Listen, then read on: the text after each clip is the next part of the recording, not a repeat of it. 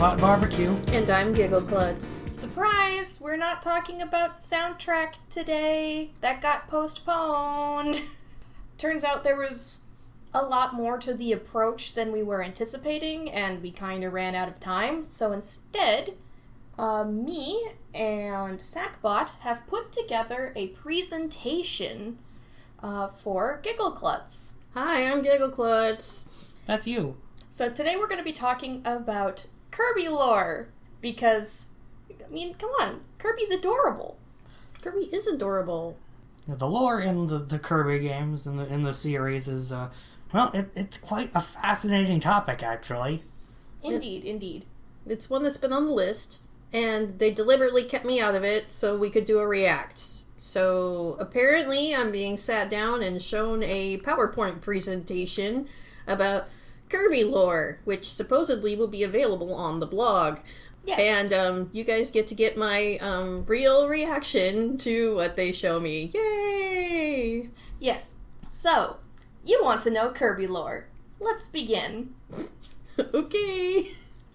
Kirby lore was invented on September 22nd, 2008 with the release of Kirby Superstar Ultra. For the Nintendo DS. Okay, so did Kirby exist before that point? Yes. The very first game was on, I believe, the NES. Game Boy. Okay.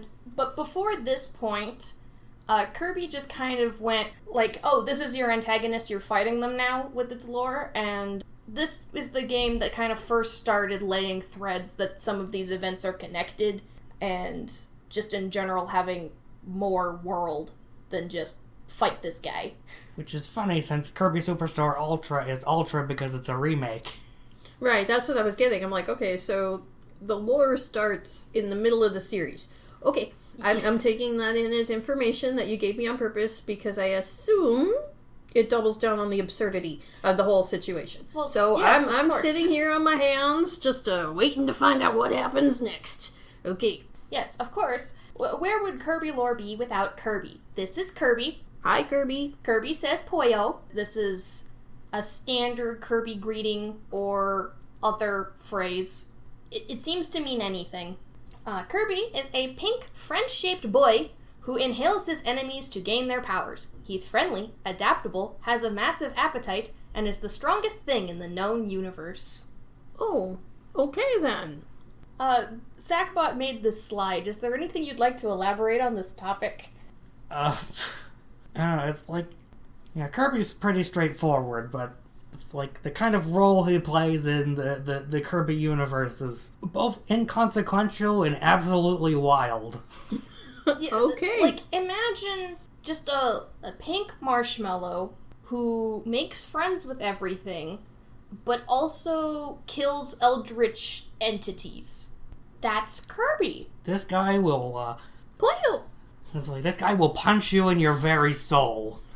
Oh, Literally punch your soul out.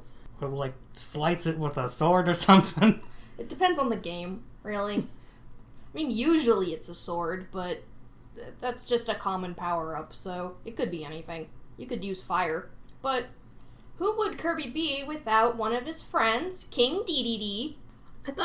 Okay, I guess I was confused. I thought King Dedede was an enemy for some reason. Well, He was. Oh, okay. yeah, the thing with Kirby is that he likes to make friends, so this is one of the friends he made.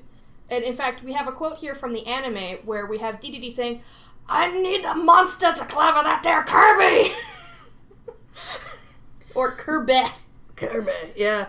I'm just looking at Dedede in this image you have here, and it doesn't look like he talked that way, but okay. They decided he wouldn't the dub for some reason, just like they made Meta Knight Spanish. They made some interesting creative liberties when they dubbed the anime. We're not going to get into the lore implications of whatever the anime is. Somehow it ties in, somehow it doesn't. Get used to that. Okay. The anime is the least canon, non-canon thing. Again, we're going to get into that. But King Dedede is a reformed dictator, leader of the Waddle Dees, and Kirby's longest-standing rival. He still picks fights with Kirby, but basically hasn't been the villain since the first game. Also, he is a penguin, don't at me. That is written by Sackbot, I'd like to say. I also think he's a penguin. Is there some dispute? Is he a parrot? What? It's just never specified that he's even, like, supposed to be a specific animal. They just call him King Dedede. Oh, okay. And yet he leads the Waddle Dees, who are these little guys. Mm-hmm. Which they kind of look like Kirby, except without the mouth. We don't know, like, how he became the dictator of the Waddle Dees. We just know that they still follow him to this day. Okay. And, let's see, his first playable appearance was actually in Kirby 64, right? Where you could ride on his back. Yep. He, like, begrudgingly decides to help Kirby in that game, and there are sections where Dedede gives Kirby a piggyback ride and you go around and rampage with a hammer. Okie dokie. Yeah, and then he's also been playable a couple times after that. Particularly as, like, Player 2, Player 3, etc. And there was, in Kirby's Return to Dreamland, loved that game, and he also got a full starring role in a side mode in Triple Deluxe. Okay. But basically, it's been a long time since he's been a bad guy, but sometimes he still gets possessed to play an antagonistical role, which is why you probably had this assumption that he was a bad guy. Yeah, he does challenge Kirby to fight him on occasion, and still commonly appears as a boss. Yeah, just like our next entry, who is Meta Knight.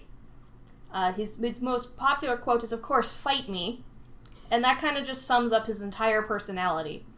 He is a masked, frenemy-shaped swordsman who's always training to grow stronger.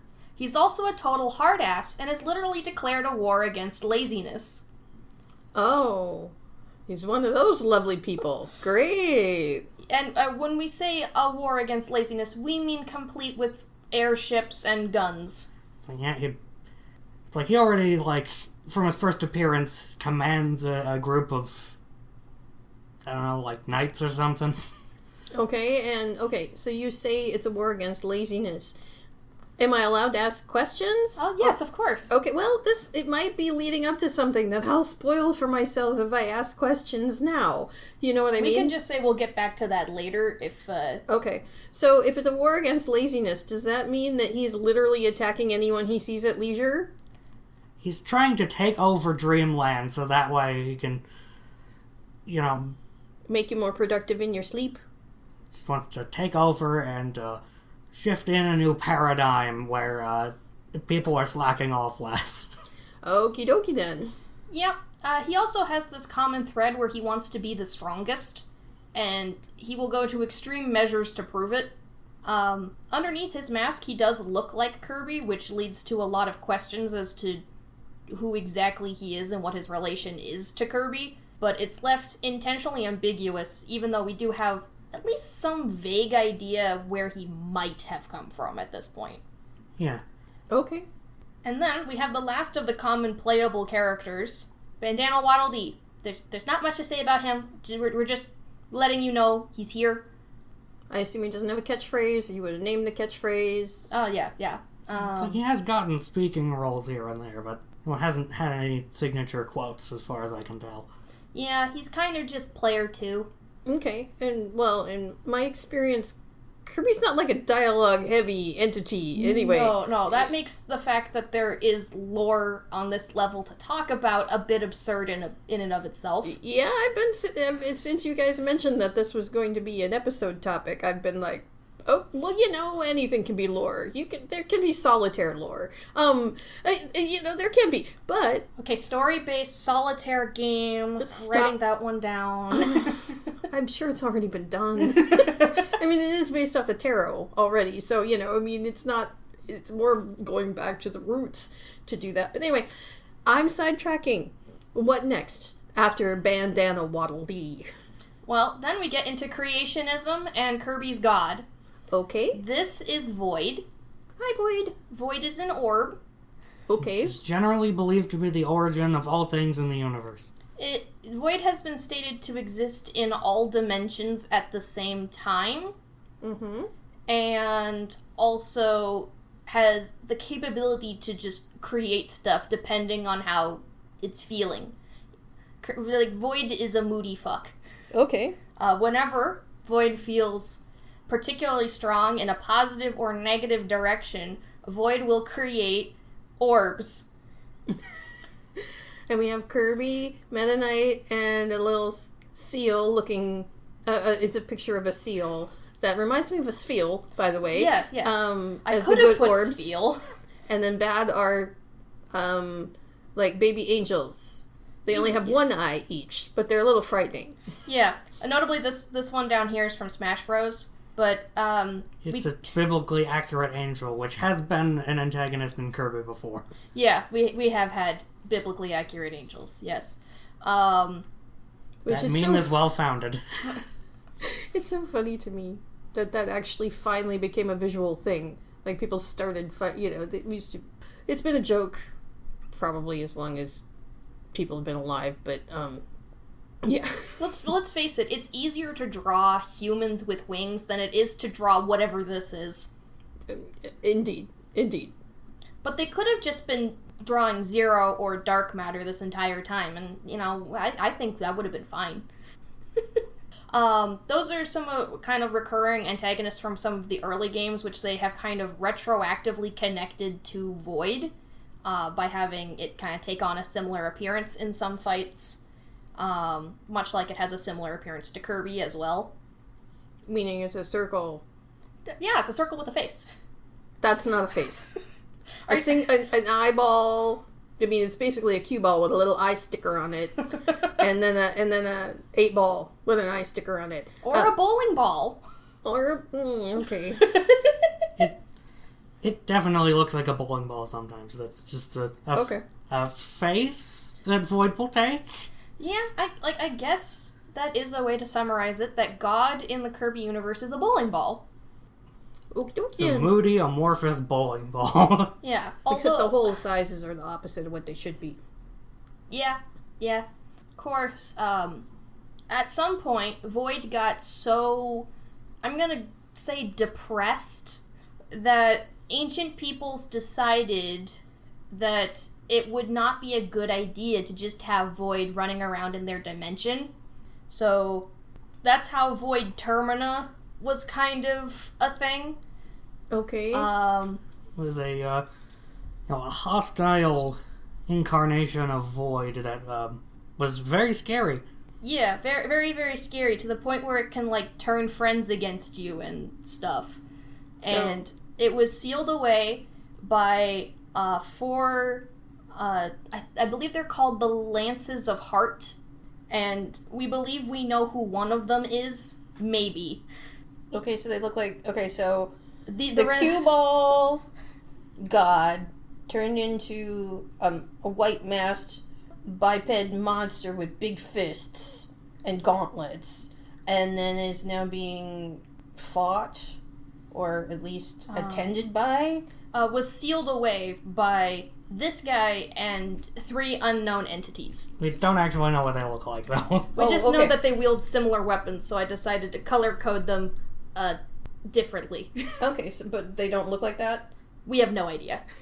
Oh, okay, so this is just story behind the scenes. Yeah. Only, I have no the idea. one on the bottom left has a canonical appearance. Yeah, this is the one that's maybe canon. Okay. Well, it looks like Meta Knight. Yeah. In fact... It looks like Meta Knight's siblings went after God. Okay. Yeah, that is Galacta Knight. Has no lines of dialogue. The greatest warrior in the galaxy and blows up planets for the lulz. Keeps getting put in crystal jail for strunk boys. Particularly after the whole Void Termina thing, they decided, hey, you're too much, so we're gonna seal you away and inside this pink crystal. And periodically, he gets released again, and people go, no, that was a mistake, and they put him back. But his appearances in the story are never canon, but he's still very important. He's one of the most important characters in the lore. So it's weird that he's technically not canon. It's across the Kirby series, it's particularly around the time of Superstar Ultra was a point where they really started adding sort of non-canon side stories, but they still had lore elements in them that reflect on main canon events. Sorry. So his existence is canon, but none of his interactions with Kirby or Meta Knight are. Okay, so his interactions with God are, with the Void are, but his interactions in the storylines of the games are not. Yeah. Okay. That I can wrap my head around. This idea, this random, vague, floating cloud of, is it canon? I'm like, I don't care, I have no idea what's happening. All I know is like, somehow Kirby's involved in this, but Kirby was only in the very first slide, so, except for in the Good Boys, created by the Void, I'm like, okay. Yeah, we don't know exactly when this happened in the timeline, but it's probably before Kirby existed. But again, we don't know for sure. Okay. Also, Meta Knight once freed Galacta Knight to prove that Meta Knight was actually stronger than the greatest warrior in the galaxy, and that's that's a thing that you can play through, but is technically not canon, but yet is still pretty relevant. Was he right, or did he prove himself a fool? Well, it depends on how many tries it takes you, because you're playing as Meta Knight. Oh, I see. Well, the fact that eventually you can do it means yes. Yeah, that is the thing you do to get the end cutscene and get the credits to roll. Right. Canon is the finished story, not the grind. But this is video game here. This is not... so that is the canonical ending of this non-canonical timeline. Okay. Oh, God. Okay, fine. You know what I'm saying. Don't be deliberately obtuse. I'm already being held in the dark. It's very hard for me to not get frustrated. And yeah, I mean, this is Kirby lore. It's inherently frustrating even if you understand it. Yeah, like, most of these things are shown to us through, like one-line dialogues where, like, you're looking at the boss and you, like, press the menu button and it'll just go, like, Kirby is fighting this thing. It's angry. It's like, yeah, you'll get lore tidbits on the pause screen while you're fighting a boss, and you get more insightful ones in more difficult parts of the game. Yeah, so the more you fight, the more, like, in-depth lore you get.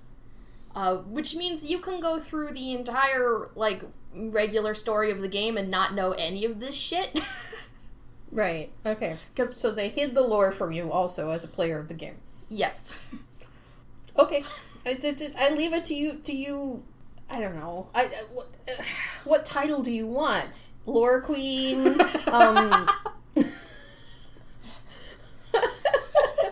Well, today the lover of lore. Today we are acting as the lore masters. Right. Yeah. I prefer Invested Fool.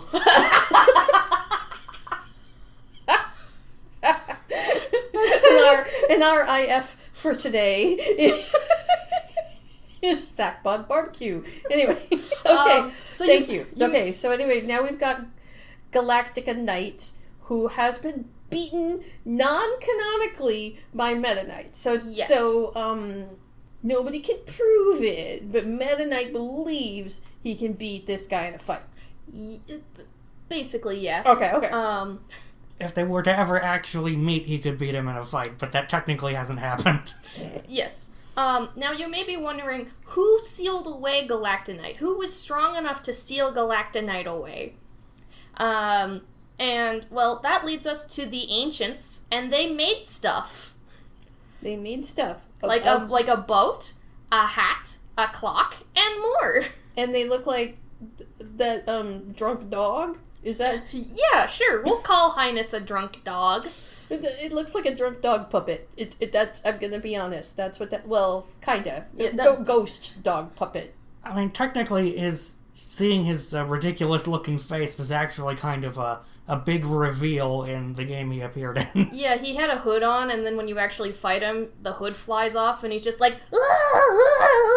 And it looks like that blue thing? No. This is a different character. Okay. This is Highness, and this is Magalore. Okay. Magalore has this boat, and he wanted that crown. So he did not make these things, but he is a descendant of the people who made these things. They probably looked more like this guy. Okay.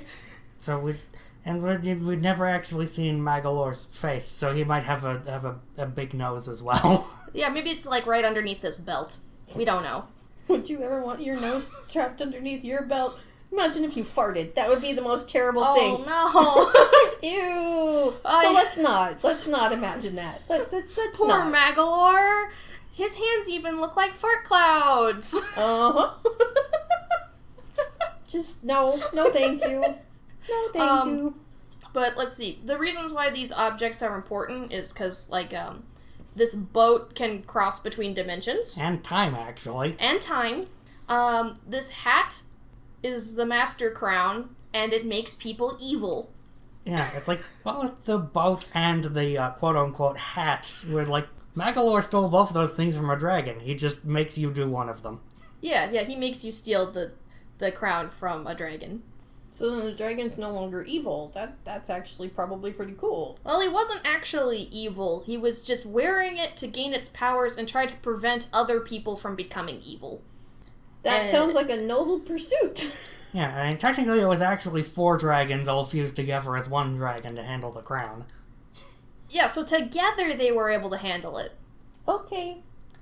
This clock is probably the most noteworthy. This is Galactic Nova, and Nova can grant wishes. Oh. That is how Meta Knight was able to fight Galacta Knight in the first place, because he wanted to be the strongest, and Galactic Nova was like, hey, if you fight Galacta Knight, that would make you the strongest, so I'll just free him real quick. Don't worry. I exist outside dimensions. This doesn't have to be canon. Exactly. Now you're getting it. This is how Kirby lore works. Yeah, okay. Mm-hmm. It's one of my favorite nightmares. Technically, there's more than one Nova, but only one, like, successful Nova, I believe. So only one can actually grant wishes, but there are, like, failed prototypes that exist. At the very least, we've seen another one, but that one doesn't work. Oh no, Meta Knight hates it. I think Meta Knight is full of hate for other reasons in that game. We don't have a slide for Planet Robobot. It's like, yeah, I think it's canonically safe to say Meta Knight really hates that one, but it's too much to get into right now. This is where everybody wishes that we did a video podcast. I know, she's holding her head with both her hands and kind of just staring at the slides. Just like... So you may wonder, where could we possibly go after this? Well, we're going to go to other dimensions. Of course we are. So Kirby lives here on planet Popstar. It's not its own dimension, but we don't know the name of the dimension where Kirby lives. It's just the most notable location in that dimension. Yeah, so Dreamland is a place on Popstar, and that is where Kirby lives. Okay. But then there's also this other dimension called Halcandra, which comes from... HAL is the company that made the game. HAL Laboratory. So it's Halcandra. The ancients lived here. They might still live there. We don't know. We only get to go there a little bit. In meta terms, do you think HAL is a reference to the 2001 series of sci-fi movies? So the company that makes the game, do you think that their company name is a play-off of the artificial intelligence in those old sci-fi films?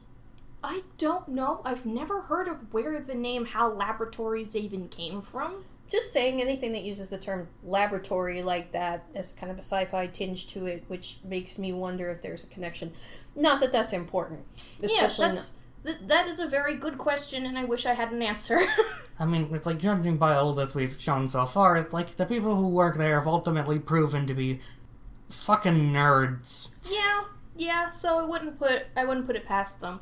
Okay. But this here is another dimension, and another dimension is another dimension that you use to get to other dimensions. So it's a crossroads. Yeah, called another dimension.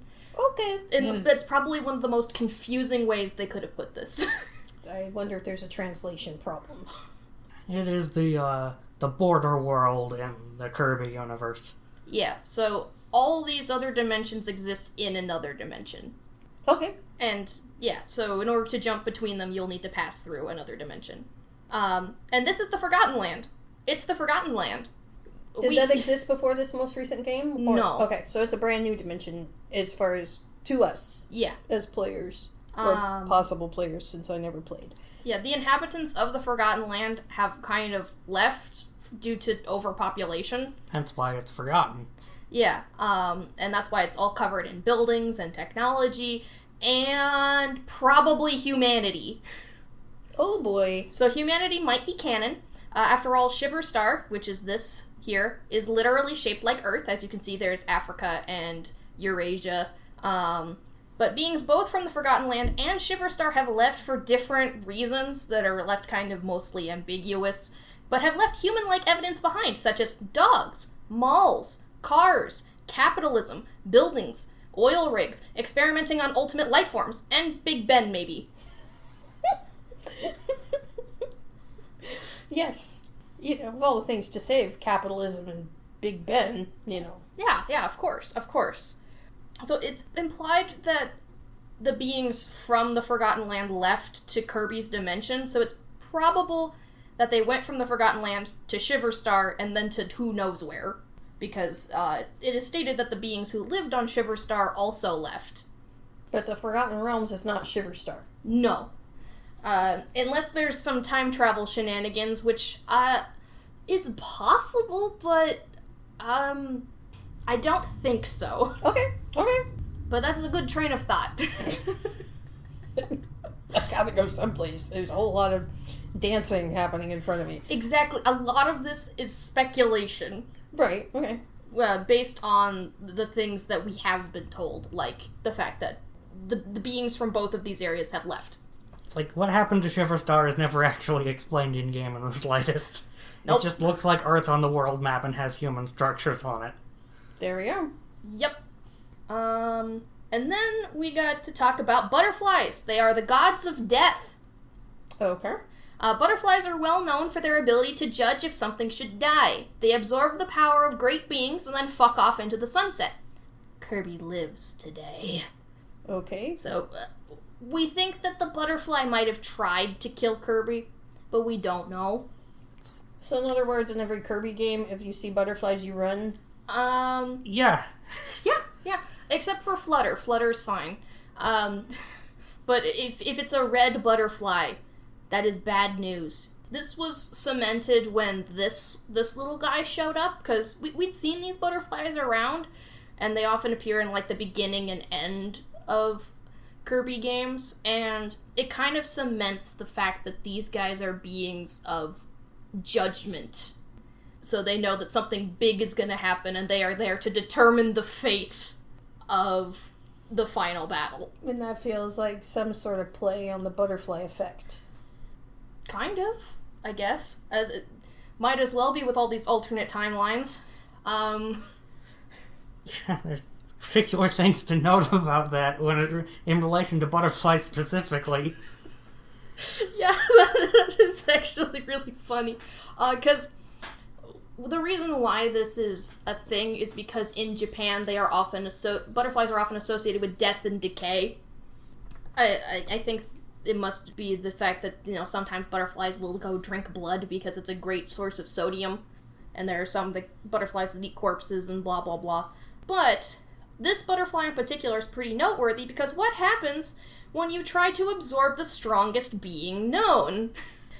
So we have this historic, groundbreaking event where we have the strongest warrior versus one butterfly, but he doesn't want to die. So, oh shit, we make a new being. Task failed successfully. Okay. Yep. Tried to, pass Galacta Knight on to the afterlife, but Galacta Knight refused to die. So now we have this sort of hybrid entity named Morpho Knight, aka the Butterfly of Paradise, called that by nerds and nobody else. It combines the most edgy qualities of both Galacta Knight and the butterflies. Morpho Knight was added because the director of HAL Laboratories thought that Galacta Knight wasn't surprising anymore, and he was correct, because you get to fight Galacta Knight as like a secret boss in most Kirby games, and then they did a rug pull and did this instead. Now, of course, it's like Galacta Knight's appearance is like never in the main timeline. What makes Morpho Knight special is that the first appearance wasn't canon, but in the latest game, he appears at the end of an actual canon storyline, which means this is the first character who has jumped from a non-canonical timeline to an actual canon timeline. Thus making Galacta Knight canon retroactively. Somehow. It's okay. Once you add time travel and dimensionality to that, all things are possible. It is. Go ahead and just melt your brain. It just doesn't make sense to you because you are not an intergalactic being. Fair enough, yeah. There is some speculation that there is actually multiple Morpho Knights, and that, like, anytime a butterfly absorbs a great being, it becomes a Morpho Knight. But then there's also the speculation that Galacta Knight is just gone now, and all that's left is Morpho Knight. And whenever that butterfly absorbs power, it becomes this form. Don't know for sure. This is a normal occurrence. Yeah. So as of right now, Morpho Knight has tried to kill Kirby twice. Kind of. Once canon, once not. It's like actually like playing as Kirby for any of the, Morpho Knight fights in the original game that introduced him is like, you're not required to be Kirby for any of them. Yeah. But in Forgotten Land, you are required to have Kirby be there. I know, I was Kirby. So, it's safe to say that Morpho Knight does not want Kirby alive anymore. But we don't know why. We just know that Kirby is too strong to die. That might be enough of a reason. Yeah. That might be enough of a reason. It just kind of, if there's a cyclical order to the nature of things, everything must die. And anything that can't die is against the natural order. I mean, that's a pretty basic story premise, so... Mm-hmm. I mean, yeah, that's a reasonable story premise. Yeah, so that's what Morpho Knight might be trying to enforce. And currently is seemingly going to be this overarching antagonist, possibly. People are looking into, like, Morpho Knight eagerly. We want to know what's going to happen next. Notably, when we got a remake of one of the games where Galacta Knight appeared in, he was still Galacta Knight, so there is still a canonical timeline. A time before Morpho Knight. Yeah, and a time after Morpho Knight. Yeah, okay. So we don't know where this is going to lead, but this is kind of the culmination of Kirby lore up until this point. Okay. Oh, are we done? That is our last slide. Okay. Do you have any questions? Well, has Kirby ever tried to swallow the void? No, it's too big. Well then, I don't know. I have a hard time believing that Kirby is the most powerful entity in the universe. But it still, didn't need to inhale it to whoop its ass, so... Oh, okay. Yeah, that's, because when Kirby inhales something and gains its power, it kind of deletes the other thing from existence. It seemingly... Okay. We don't know entirely what happens when Kirby eats something, but usually they just seem to vanish. Because Bye-bye. This is what Kirby lore has become. It's actually a potentially relevant thing to question. Okay, so, I guess, question-wise, I don't understand how Kirby fits into any of the story. Because Kirby fights these things, basically. Okay. Kirby just kind of exists and happens to get in the way of these people. Kirby doesn't actively go searching for a fight. The fight comes to him. He just wants to eat cake or other food in happiness. I was like, he's just gonna be chill, take naps, eat lots of food, but the second some otherworldly entity just shows up to ruin everybody's day, Kirby's there to, punch it right in the soul. Yep. And again, that is not a metaphor.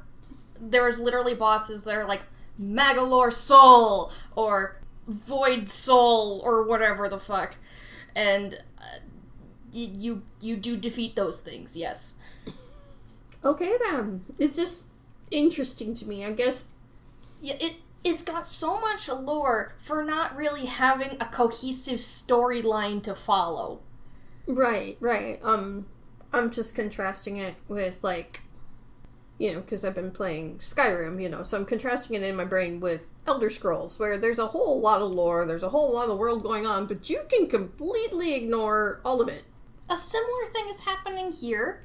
It's just a lot harder to find the lore. Right, I'm like, no, there the lore is everywhere, but here you're like, oh my gosh, I wonder what that is, or where that comes from, only to find out that there are reasons, and there is story. Yeah, I know, that's you. Hidden lore is kind of one of your jams, so I like hearing about all this stuff. It's just I wasn't sure how it connected to storylines, since, is there an overarching Kirby storyline? Or is it just, Kirby is a happy little dude? Mostly it's Kirby is happy little dude. I'd say the biggest storyline we actually have is Dedede's redemption arc, because it doesn't happen all at once.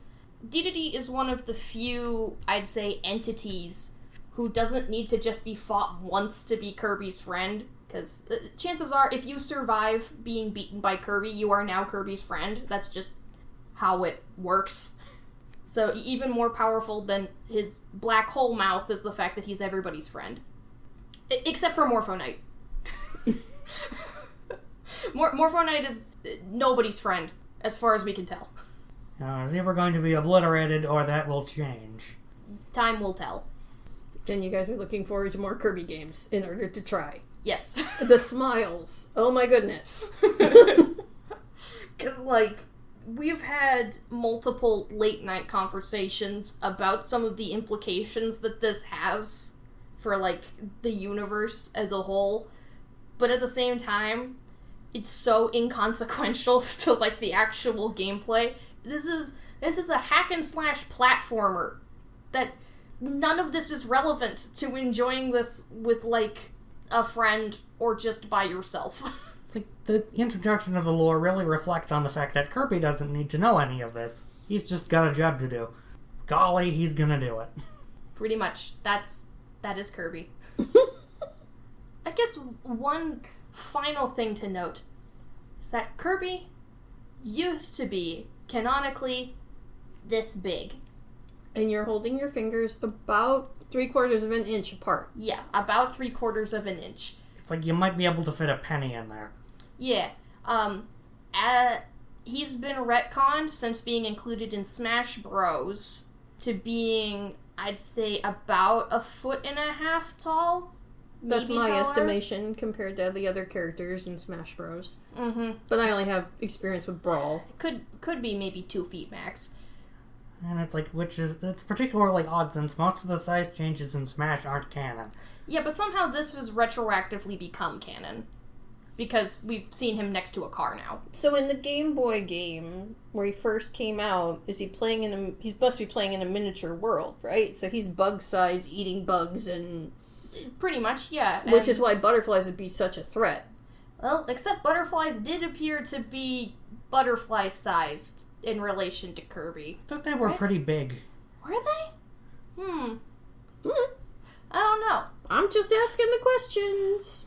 But I think that just goes to hammer home some of the inconsistencies in early Kirby lore, and then they just went, no, we're gonna have there be stuff here. We're gonna have there's gonna be substance here, and it's going to be ridiculous. I mean, thinking back to, Kirby's Dream Land, it's it was before the Game Boy Color, so they hadn't even decided whether he was going to be pink yet. Yeah, he was either going to be pink, yellow, or box art white. Thank goodness they didn't go with that. Yeah, he was kind of... I'm not a big fan of that box art, but it was kind of cute to see how early Kirby didn't have, a smile or anything. He just kind of sucked in his cheeks, so he was all the time. Mm-hmm. But yeah, remember, people can't see you. Yeah, so yeah. I tried to describe it. It's a line with 2 curves on the ends. It's like a wrench of a mouth. Okay. It's interesting to see how much they've actually managed to overhaul Kirby's design when it's so simple. Yeah. And at least we finally gotten Kirby to start looking cheerful in the American releases of the game, because for a long time, Kirby box art has made, in the US, Kirby always have an angry expression for some reason. They just seem to think he was more marketable if he was angry. If Kirby's fucking pissed. Yeah, he was always cute in the Japanese box art, but here, it's like, no, these are Americans. They have Call of Duty. We gotta make sure we can put this next to those and people will actually pick it. Yep, the overlap between Kirby players and Call of Duty players. It's like, it's not a circle. Yeah, it's not two separate circles either. No, I wasn't implying that, but I'm just like, there is some difference in what people want out of a game between those two things. I'm sure the lore is very different also, but I'm not gonna. I don't want to know anything about Call of Duty lore. Honestly, I think I'm fine with that too. Oh god. Well, I love hearing about people's passions. So, if ever I had the opportunity and the time, and maybe if they bought me a beer, I would sit and listen to someone tell me about Call of Duty lore. Sure, as long as I'm able to ask questions. Hey, Sackbot, you know what this means?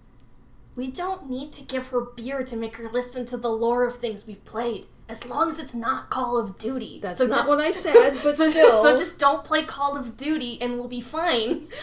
Well, that should be easy. Somebody's getting deep side-eye. Anywho, that's our presentation. Like, you need some help with your logic circuits. That's all I'm like... Maybe there's some correspondence course we can sign you up with, because it's like that's video game / Tumblr logic right there. No, thank you. Oh no, not the Tumblr logic. That's Tumblr logic. No, I've been Tumblr logicked. No. Well, you did it to yourself. You're the one that made that stuff spew out of your mouth. I'm the one who spent so much time on Tumblr, for that matter. Well, that's true. I'm being called out, and I don't like it. Oh, no. You see, I don't mean to call you out, though. Because I enjoy having a nuanced window into somewhat the history of Tumblr without ever having to actually have spent time in there myself. I don't mind having an ambassador to that. And, and I honestly think that you've been a very good ambassador to that, because you didn't turn around and curse on the place where you came from, right? You spent time in that environment and had really good criticism about your time in Tumblr, and recognized what you got out of it. Because that's a whole other, a topic for a different podcast, not collab, not multiplayer. Yeah, I'll just sum it up as Tumblr is a hell site. Affectionate. Sorry, that's the best joke of this entire episode. Oh man, we put together so much work on the slides. I'm sorry. You're the one who made the Tumblr joke. To be clear, low effort was the prompt you gave me when I made my slides. True. That yeah. Okay. Anyway, thank you very much for sharing the absurdity that is the background lore in the Kirby series. We're not going to announce what the next episode's going to be in case we change our minds, but we look forward to talking to you guys all again very soon. Please do like and subscribe if you do enjoy this podcast. It really helps keep us motivated to keep on task and making these episodes. Like, hell, if you've played the Kirby series, why not tell us your favorite antagonists that we didn't mention, because a lot of them are inconsequential. But thank you for listening. We're Collab Not Multiplayer. I'm Giggleklutz. I'm Honeyshuckleex. And I am SackbotBBQ. Goodbye. Bye. Bye.